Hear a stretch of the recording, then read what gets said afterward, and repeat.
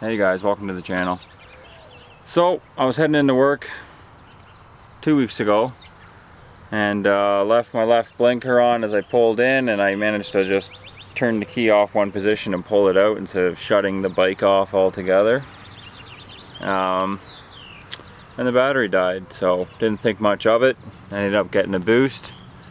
Let it idle for a little while, jumped on it, was gonna just go fuel up, and then all of a sudden the tach died on me altogether. My little digital display shut right off, so I knew that wasn't good.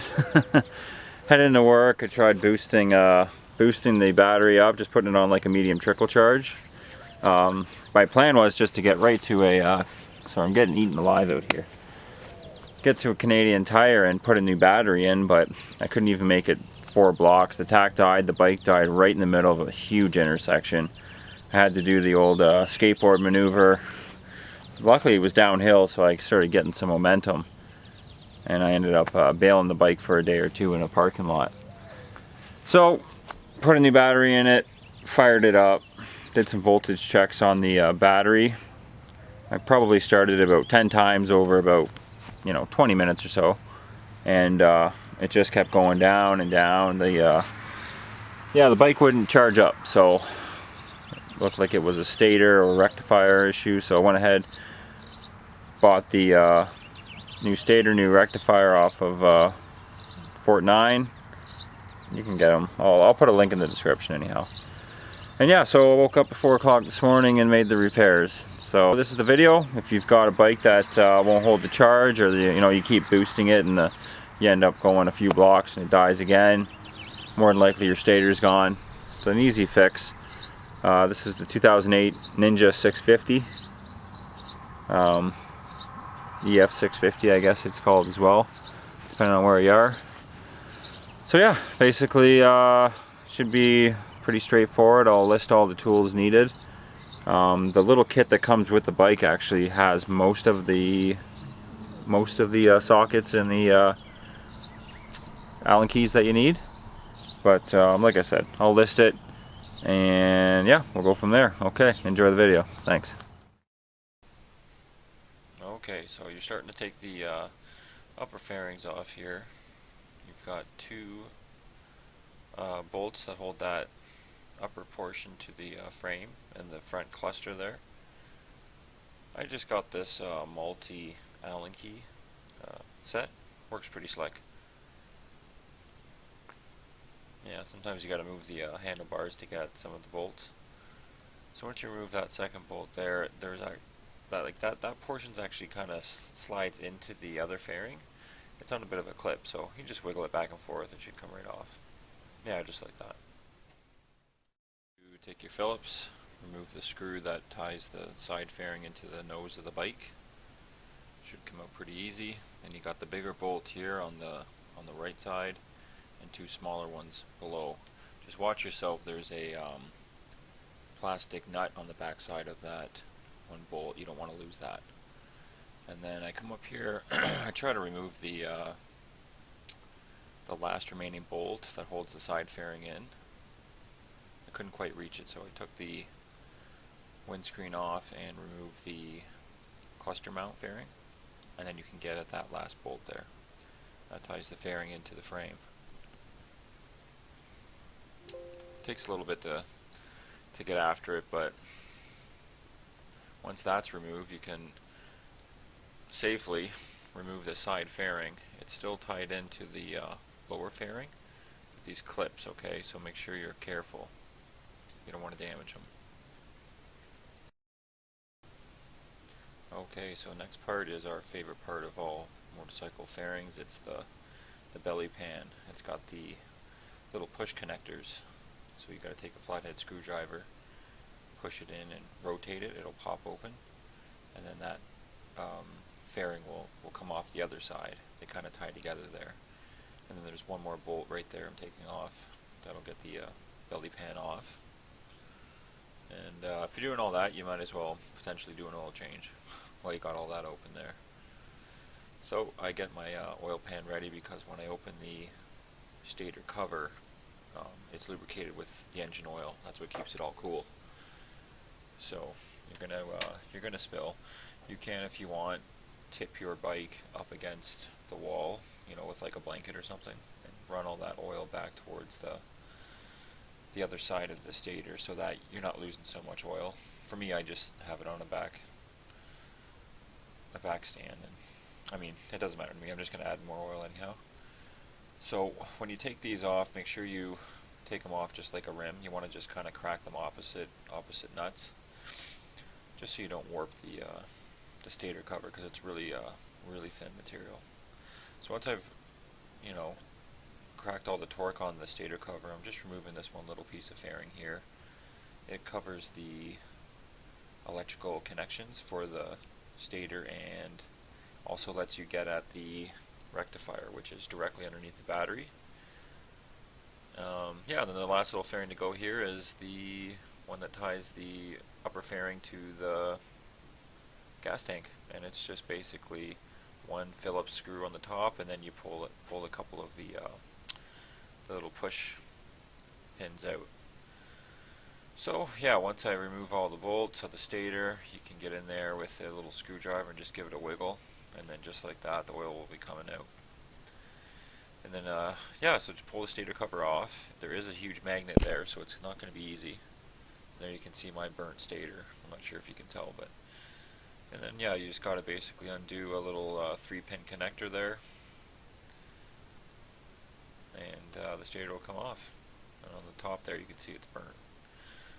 I show what it looks like in more detail later, but yeah, so then I'm just getting the Allen keys out because I'm going to remove the stator from the stator cover. There's 3 bolts that hold them on, and they are insanely tight. So just watch your hands. I ended up cutting myself. So remove the 3 bolts that hold the stator on. There's also this little latch that holds the wiring. You want to remove that. And then there's also a little grommet that holds the wire to the side of the stator cover right there, and you just want to basically pop that up and then fish the wire underneath the gasket cover, which is what I'm doing right there. And then yeah, you should be able to just remove the stator. There she is. So yeah, go ahead, get your new stator ready. Sometimes there's some gunk in the bottom of the stator cover, so I clean that out too. You know, old debris from the oil and stuff like that. So, you know, you put the wire side down and insert the stator into the cover, fish it underneath the gasket, and then push that grommet back in. Rotate the stator a couple times, make sure you got the bolts lined up, and then go ahead and reinsert your 3 bolts and then your little cover plate as well. They have Loctite on them. You probably should reinstall the Loctite. I just decided to put the bolts back in and tighten the hell out of them. So I don't have torque specs, but they were in there pretty tight, so I put them back pretty tight. Yeah, so tie that back in there. There's the little bolt for the it's kind of like a little plate that holds the wire.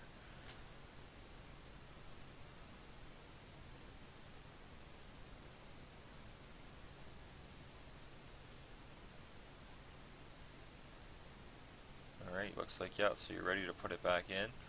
When you put the cover on the bike, there's 2 little dowels that you have to line up, and they can be tricky. Just get them lined up, and then when you think they're good, I just gave it a little tap, a little love tap with my fist. That just popped it right on.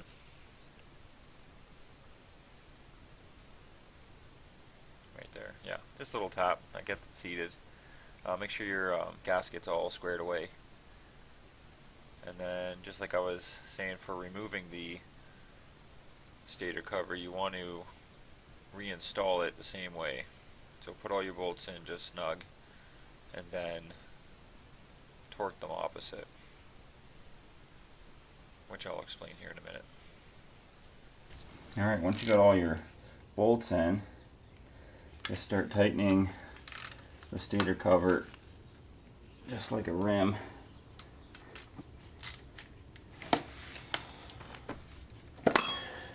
No leaks. I'll put this back in this cover.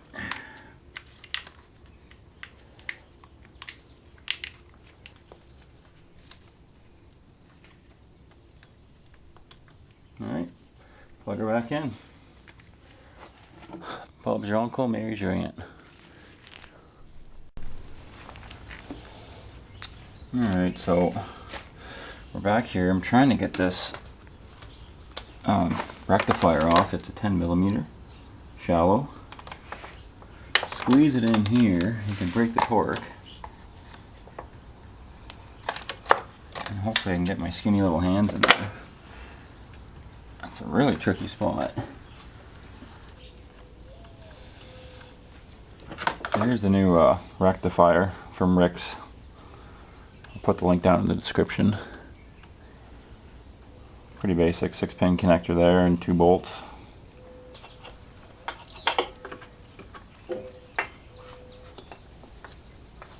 Oh yeah, got her.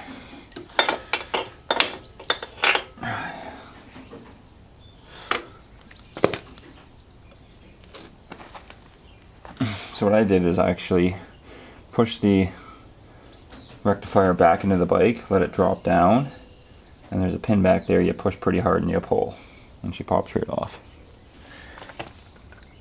I'll do that with the same thing with the new one. I'll just put it in through the back here. You won't be able to see this part, but it's pretty self-explanatory. I should just click in.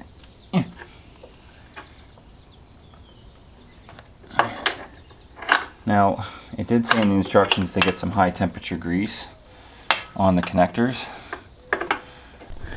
Okay, so I got this stuff here. You can pick this up at pretty much any hardware store, but it's just a corrosive sealant for electrical connections.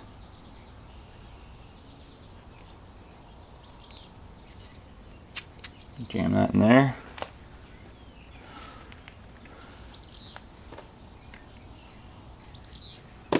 It's conductive, so it helps with the connection as well.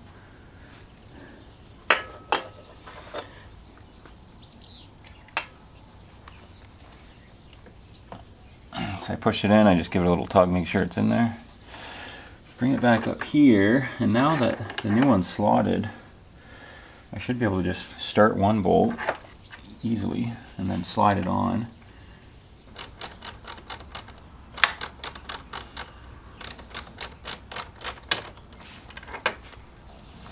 Freaking bugs. Alright, that's her. That's a pretty brutal angle. Yeah, before I put all the fairings and the dash back together, I'm going to wait till some people wake up. I'm going to change the battery to my new battery. Got a brand new battery last week while I was trying to troubleshoot the stator. I'll put that back on, make sure it's got the proper charge. Actually, what I'll probably do is start the bike a few times and let the voltage drop down to maybe like 11.5 or something, whatever, just so I can hear it start to have a hard start, you know, like electrical, like it starts to sputter. And then I'll let it sit there and idle for a bit. I'll sit there with my voltmeter on DC, and I'll just give it a few hundred revs, a couple thousand. I think you need around 3,000. And I'll just make sure the voltage is actually going up, slow and steady. Just proving that my stator and rectifier are working. I changed both, so it's, I mean, you can tell by this. I mean, she's pretty well cooked. That was probably the issue, but there's nothing worse than flying down the highway and losing your tack, calling for help. Sucks. Anyhow, so yeah, we'll start the bike up and we'll show that troubleshooting process. So another thing too, if you've never changed the battery on this little Ninja, I mean, obviously everything to do with this area is tight and pretty poorly designed, but you know, you got to remove your terminals. And for me, like, I can't get my hands in there to pull the battery out. So right on the negative side, I know it's hard to see, but there's a little bit of a lip there. And what I do is I just take a pair of pliers, you can probably get needle nose, and just grab it and then pull the battery out. You know, you pretty much mess up the plastic there by pulling it out a bunch of times, but I mean, unless there's a better way, because the wires are so tight you can't pull the battery out and then unconnect them. You got to do it all and pull it out. And this bracket here, it's like insanely tight. So there's a little pro tip for you. Alright, so it's daylight, which really helps. I didn't really feel like starting the bike up with the in-laws sleeping at 4:30 in the morning. So what I got is my voltmeter ready. I got the stator back together. I got the rectifier on. I've got my 2 batteries. This is my brand new battery that I bought, just trying to troubleshoot the electrical issue, and this is the original battery from God knows when. Yeah, so you're just going to basically go ahead, put your meter on volts of direct current. It's the straight line, not the squiggly line. Make sure your leads are in the proper orientation, because it does matter when you're working on DC. So I've got my red to positive, black to negative. My battery, this new one, I don't know if you can see that. There we go. 14.4, and then it should drop down. It's already fully charged up, like the trickle charger. It'll just charge, and then the trickle charger will shut it off before the voltage gets too high. So check this battery, same idea. And I'm sitting at 13.25. So I'm going to take I think I'm going to take the old battery, put it in the bike, and start it up, 4 or 5 times. Let it run for a minute, shut it down, turn the lights back on, and I'm really going to try and drain the battery. And then I'm going to let it idle, like I was saying, and then I'll check the voltage on the go and make sure I'm actually building voltage. And I want to get it down to like 12 volts or something like that. So let's go do that now. Alright, hopefully you guys can hear me. It's just pissing rain outside and I'm in the lean-to, so the metal roof clatters. So I got my trusty pliers to lower this battery in. This is the way I do it. You can do it however you like.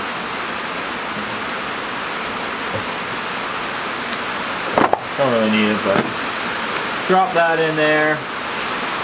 Now I've got a power commander on my bike, so I've got to make sure I hook that up or I'll have no ignition. So my screws are here and my bolt trailer. Alright, so I'm here again. I got my leads on. I'm sitting at 13.09. So let's get the bike fired up.